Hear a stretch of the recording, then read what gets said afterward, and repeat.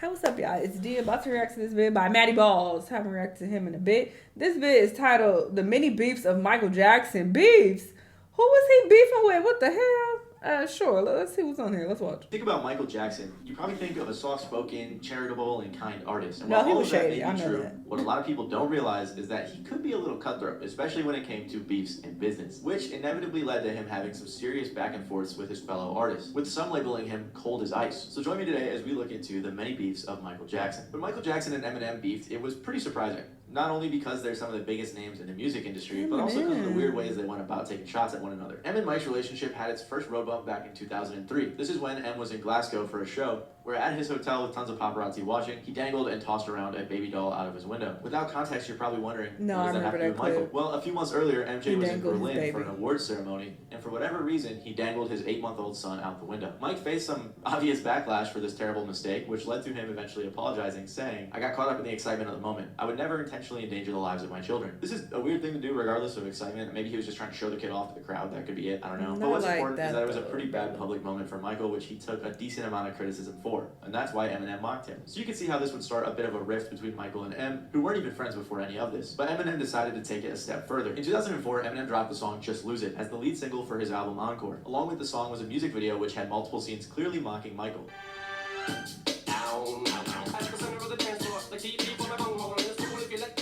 But it wasn't just the video that stirred things up, because when you look into the lyrics, M goes at Mike with some pretty wild subliminals. Early in the song's intro, M says, "Alright, stop, pajama time." This isn't just some MC Hammer pun. He's instead referring to the 2003 Michael Jackson documentary, Living with Michael Jackson, in which Mike discussed letting kids sleep in his bed. And throughout the rest of Just Lose It, M continued to take more digs at Michael in his case, saying things like, "Guess who's back with a brand new rap?" And I don't mean rap as in a new case of child molestation accusations. I done touched on everything but little boys, and that's not a stab at Michael. That's just a metaphor. I'm just a psycho. Obviously, the Michael Jackson allegations were a huge thing at the time, and while eventually he was found not guilty, Eminem making fun of this probably didn't make him feel so good. Apparently, Michael tried to get the song banned at first, but that didn't end up working. So he eventually spoke on how he felt about the bull jokes made at his expense. I've never met Mr. Eminem, and Yeah, why was he going so hard on him? I've always admired him, and to have him do something like that was pretty painful as an artist to another artist. And it's sad because, well, I think what Stevie Wonder said is true, and I just don't want to say too much more than that. But he should be ashamed of himself, what he's doing. But I've never attacked another fellow artist. Great artists don't do that. You don't have to do that. Michael was clearly frustrated by the song, understandably so, and in response to Michael's frustration, Eminem was actually honored and explained the whole reason behind Just Lose It's creation. Yeah, that wasn't intentional, but I'm just happy that Michael Jackson has heard of me. You know? That's the kind of cool side of it. The fact that he's heard of me is that does me enough. Like the personal things, that was not planned. And obviously Eminem was big as well, but it's like, what other reason would you have to just start poking at this man for no reason? Even if you had your own personal opinions about him and how he lived his life, I just don't understand what was the point in like publicly attacking him like that and like trolling him. I don't get that. It was making no personal judgment on Michael Jackson. It was not, you know what I'm saying? Like, it was completely meant to be Paul and Jack. The beef up until this point was pretty one-sided, and after this, it went pretty silent. That wasn't until in 2007 when things subtly reignited behind the scenes with Michael's Sony ATV publishing partnership. This group already owned a significant amount of projects for major artists, but then they secured Viacom's famous music catalog for $370 million, which included a lot of Eminem's back catalog. Some fans theorized that this was all a part of Michael's get back for Just Lose It. While the purchase of famous music included some famous names like Shakira, Eminem was considerably one of the most valuable, with hits like Without Me and The Real Slim Shady now being owned by Michael's publishing partnership. A lot of people like to make it seem like Michael Jackson just kind of went out there and bought only Eminem's catalog, which was not the case, so even if the move wasn't meant as direct revenge, it's still a pretty funny and wild way to end the beef. And like I said, there isn't really any concrete evidence that the purchase was made solely to spite M, but it has become a trend for Michael to buy the music of those he beefed with, because he did it again to Paul McCartney of the Beatles. Unlike with Eminem, Paul McCartney and Michael Jackson actually started out as friends. In the early 70s, they first started working together, with Paul somewhat taking Mike under his wing. As the years went by, the two continued collaborating, eventually growing so close that Michael would stay with Paul and his wife while recording in London. In the early 80s, they recorded multiple songs together, including Say Say Say and The Girl Is Mine, which is one of my personal favorites from the two, which both ended up going platinum. Michael originally fancied writing some stuff with me, and I thought it was a good idea. So he came over here to England, and we just hung out for a little while and got to know each other a bit, and ended up writing 2 songs. One night at dinner while Michael was living with Paul in London, the two started talking about publishing and song ownership. During this conversation, Paul took out a notebook which had a list of all of the songs he owned publishing rights to. I said, you've got to get a really good manager, because it's all going to be coming in and it could all go out if you don't. And I said, and you ought to think of getting into song publishing. For a business, you ought to think about music publishing. It's because it's very good business. You love music. I'm into it. It does very well. It's a nice, easy business for a musician to be in. And it's a very rewarding business because it's music, it's songs, beautiful songs. He was trying to tell Michael that investing in music catalogs and publishing rights was the right thing to do. It was a smart investment. So and Michael took this advice to heart, in the same conversation even insisting that he would buy Paul's music one day. However, as bold as it sounded, Michael wasn't joking, and it ended up being one of the best financial moves he ever made. At this time, Paul was pretty deep into the music publishing investment game. He owned a bunch of songs and catalogs. He learned this the hard way though, after being almost forced to sell the rights to the Beatles music in the 60s. This was due to a tax problem in Britain at the time, and to avoid paying about 90% on their earnings. So to dodge this, he created Northern Songs Ltd. and later took the company public. While this was a smart move at the time, the decision ended up turning bad in 1969 when the Beatles publishers sold their shares of the company to Britain's Associated Television, also known as ATV. Sound familiar? None of the Beatles members or any other shareholders of Northern Songs were aware of the sale or even able to prevent it regardless. When they did eventually find out about it, counterbid attempts were made, but in the end failed, which means not only did they lose the majority of their company, but they also lost the publishing rights to their music. The whole ordeal ended up becoming an example in the industry of why you should never sell your music's publishing rights, a lesson which Michael learned a lot from himself. Throughout the next few years, Michael started buying up decent-sized catalogs across the industry. At first, passing up on most of the options presented to him, only buying music which he had an affection for. But when Michael's career really started taking off, he had a ton more money to play with, which led to him diving deeper into the publishing game. Eventually, in 1985, Michael's team approached him about the massive ATV catalog being up for sale, asking if he wanted to make an offer. Initially, he was only buying copyrights, but the ATV package came with a bunch more, including studios, equipment, and even life insurance policies, which was common for publishers to take out on their biggest artists, one of which was for Paul. Apparently, over the years, Paul had made some weak attempts to bid for ATV, but never anything worth considering. It's believed that Paul just really wanted his music and not the thousands of other songs and things that it came with. However, since the Beatles tracks made up a significant portion of the catalog's value, it was hard for ATV to agree to selling one without the other. And eventually, Michael decided to buy ATV Publishing for $47.5 million, which officially granted him ownership to thousands of songs, including 251 Beatles songs. When Paul became aware of this, he was pretty pissed off at Michael, and he said, "I think it's dodgy to do something like that, to be someone's friend and then buy the rug they're standing on." Michael allegedly tried to call Paul many times to talk things out, but in his frustration, Paul hung up every time. As more time passed, Michael used the Beatles songs in numerous projects, profiting significantly off the publishing rights. In response, Paul reached out a bunch and tried to prevent this, arguing that the music being used in commercials and other things cheapened it. But Michael continued saying that, oh, it will only make the music bigger and more people will hear it and give you more exposure. In 1990, Michael and Paul finally met to discuss their problems. But I do intend to have a word with him. I spoke to him in LA actually. You did? Yeah, and said, look, we've got to come to a good understanding here, because there are a number of things I don't like about how he runs the company. In our case, the trouble is, like the Nike thing that came up, I don't know if you heard about it, but the trouble is that we never did do commercials. With the Beatles, we had all those offers. Paul said to Michael that he was basically tricked into selling his copyrights while he was young, and now he feels betrayed that his old friend is using this mistake to profit off his music. Michael was claiming that he didn't mean to hurt anyone by doing this, and he was confused. Shortly after this, Paul's attorney reached out to Michael's team and stated that the two artists agreed that Paul's royalties for his music would be increased. However, when Michael's team asked him if this was true, Michael shot this down, saying they never agreed on it. And in response, Paul's team threatened to sue. Apparently, behind the scenes, Michael felt that Paul had many chances to buy his music back, but passed on them because he was too cheap. So now that he owns them and Paul has a problem with it, Michael believed he had no duty to make things right, which I don't know, from my perspective, look, I love Michael Jackson, he's dope, but that seems a little snaky, I'll be honest. Years later, in 2001, Paul said, Is it? Business is business, and how close were they really? I don't know. Talked, and we don't have that great a relationship. The trouble is, I wrote those songs for... Yeah, look, I literally just was thinking about that. Maybe he's saying... Okay, so he's saying we haven't talked and we don't have that great of a relationship. Maybe he's saying after Mike did that. Nothing, and buying them back. And I mean, he called Mike his great friend, so maybe. But I want to hear what Mike thinks. Did Mike think that they were that close? I don't know. Because that's a very common thing in the industry where people try to make it seem like they're closer than they actually are. So I don't know. These phenomenal sums, I just can't do it. To which Michael responded, "Oh, Paul, that's just business." I love picturing him saying that in his voice. That's so funny. This sentiment continued for years as Paul held a reasonable resentment towards Michael. Eventually, when he tragically passed, Sony/ATV purchased the final shares in a deal with Michael's family worth $750 million. Since Michael's passing, Paul has expressed that he no longer holds much anger about the situation anymore. While he still believes his initial response was valid, there's obviously no point in pursuing it any further. And in the end, in 2018, Paul was able to start getting a bunch of his music back from Sony/ATV through some legal loopholes following a lawsuit and a private legal legal settlement. So at the end of the day, it's kind of crazy. Paul got his publishing rights back like half a century later. This feud was very public and very direct, but Michael's beef with Prince was a lot more subliminal and spread out to fans. While Michael Jackson dominated the music game for years, it's hard to talk about pop in the 80s without bringing up Prince. Both artists contributed to the genre in major ways. Throughout their respective solo careers, the two artists rose in step with each other, growing in an almost parallel way. In some cases, they both even dropped projects at the exact same time. Although, while their release schedule and rise was pretty similar, the content of their character and music was pretty contrasted. One fan said about Prince, he was always more risque and always pushed boundaries. Prince is indirectly why there is a parental advisory label on music with profanity. And they continued on with Michael saying, Michael Jackson was a star as a child.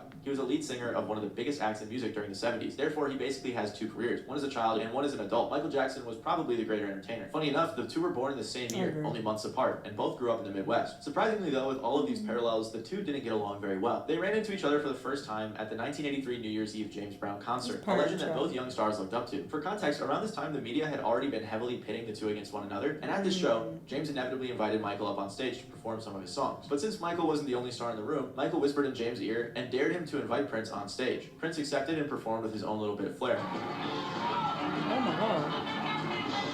This was the first and the last time that Michael and Prince ever shared a stage. And after watching, you probably think there's not much negative to point out, especially since Prince clearly had the crowd scream, even if he didn't sing that much. But when you look at the details, a bunch of things actually went wrong. Apparently his guitar was malfunctioning, and when Prince attempted to swing on the prop light pole, the entire thing fell into the crowd. Again, this doesn't seem too bad, but since it was at a major event in front of his idol, you can see how it felt a bit embarrassing. To make matters worse, Michael, who invited him on stage, mocked Prince relentlessly for this performance. And as a result, according to Quincy Jones, Prince even attempted to run Michael over with his car after the show. Which, if that's true, is crazy. Their beef intensified further when Prince declined an invite from Michael to appear on the recording of the We Are the World charity single. So, in the following year, Quincy Jones attempted to end the beef by setting up a collaboration between Michael and Prince on the song Bad. However, Prince again decided to turn down the offer. After the fact, Prince decided to explain to Chris Rock why he did that. This is the story of you turning down Bad. Well, you know, that Wesley Snipes character, that would have been me. Now you run that video in your mind. Oh my God. The first line I sing, your butt is mine. Now I said, who's gonna sing that to whom? Because you sure ain't singing it to me.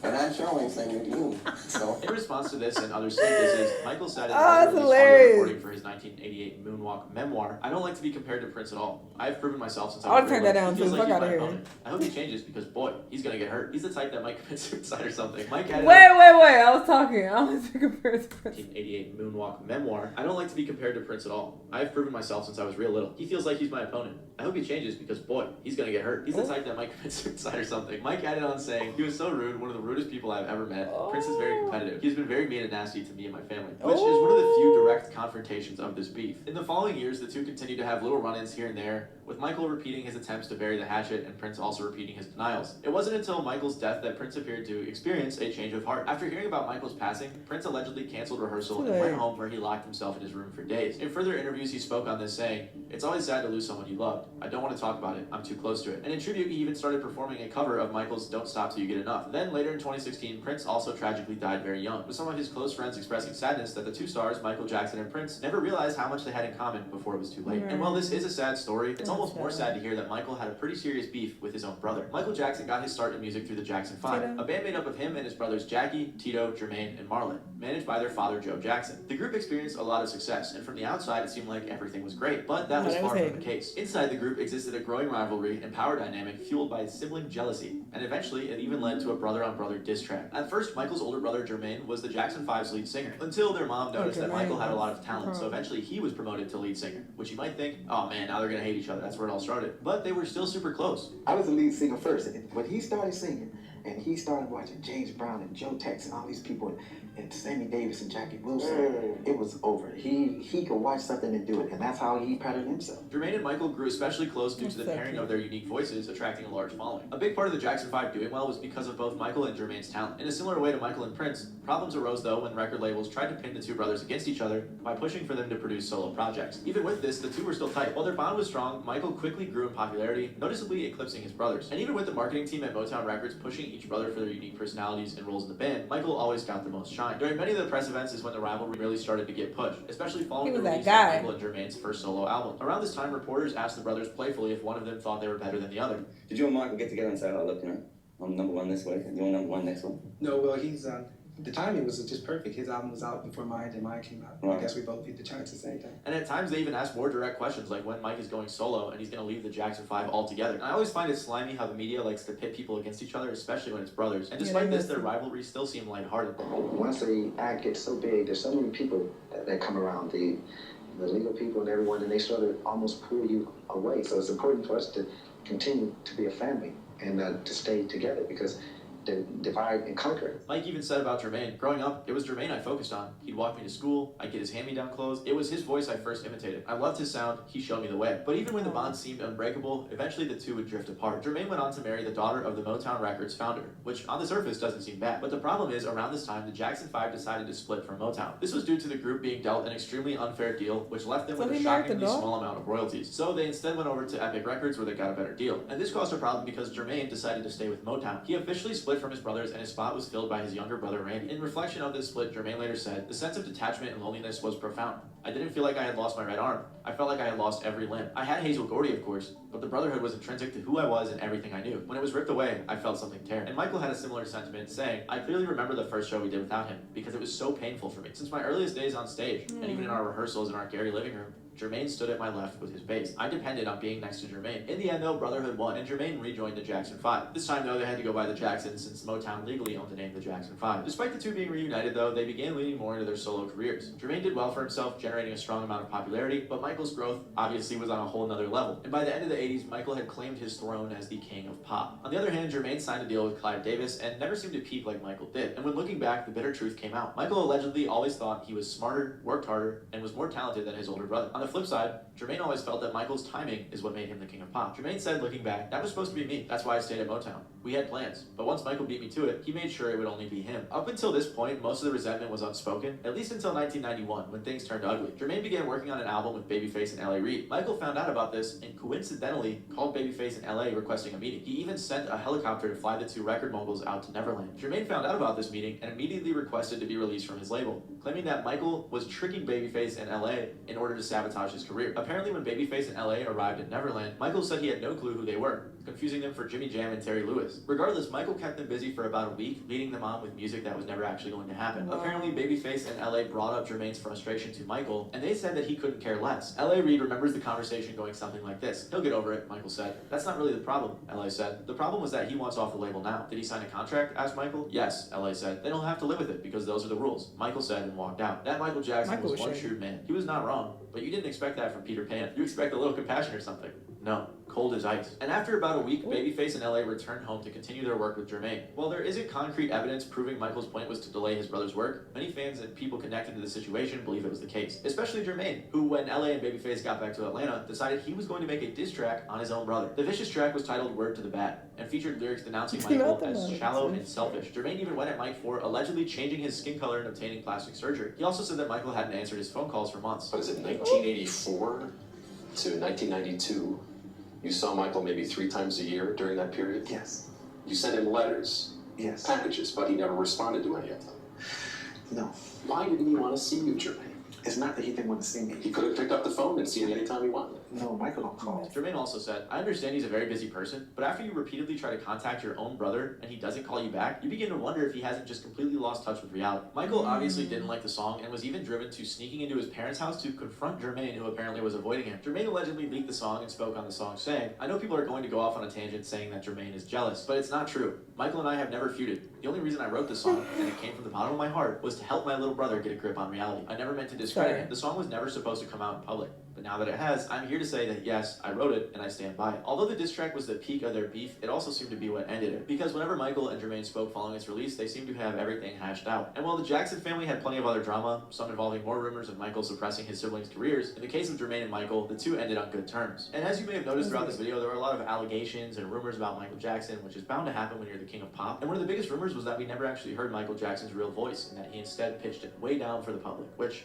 was actually a little bit true. And if you want to learn more about that, make sure to check out the video that's on screen. Interesting. I feel like I've heard clips of Michael sounding a bit different, a bit more urban, if you will. But I feel like a lot of black people have the ability to do that, to change their voice. We have different voices, okay? What do they call it? Code switching. And it doesn't even have to be related to, speaking to someone of a different race. I have a particular voice that I change my cadence, and my voice will get a bit higher. It's like my customer service voice. And I just feel like it comes across a bit more pleasant because my voice is naturally a bit deeper. So, when I raise the tone a bit, I feel like people are more receptive to it because I sound sweeter. So I'll like raise, my voice a bit, and it's like, oh, that's me code switching to a certain degree. So I feel like Michael did that. It's just a thing that a lot of black people have the ability to do. Because I feel like a lot of black people have deeper voices, so it's just something that we have, picked up on, especially when you work in like a customer service role or something like that. Anyway. Very interesting. Michael definitely seemed a bit shady for sure. And I feel like when you become such a massive superstar, it's hard to remain grounded. I feel like a lot of them start to develop this God complex to a certain degree and start to be very entitled and feel like the world revolves around them. So their behavior starts to reflect that. And not giving him a pass, obviously, but I feel like that's very common among, stars that get this big. But yeah, he was definitely on some nonsense some of these times. Other times I'm just like, like the time with Eminem, I'm like, nah, you were just fucking with him. Leave this man alone. Anyway, y'all let me know what y'all think though, and I'll see y'all the next time. Bye.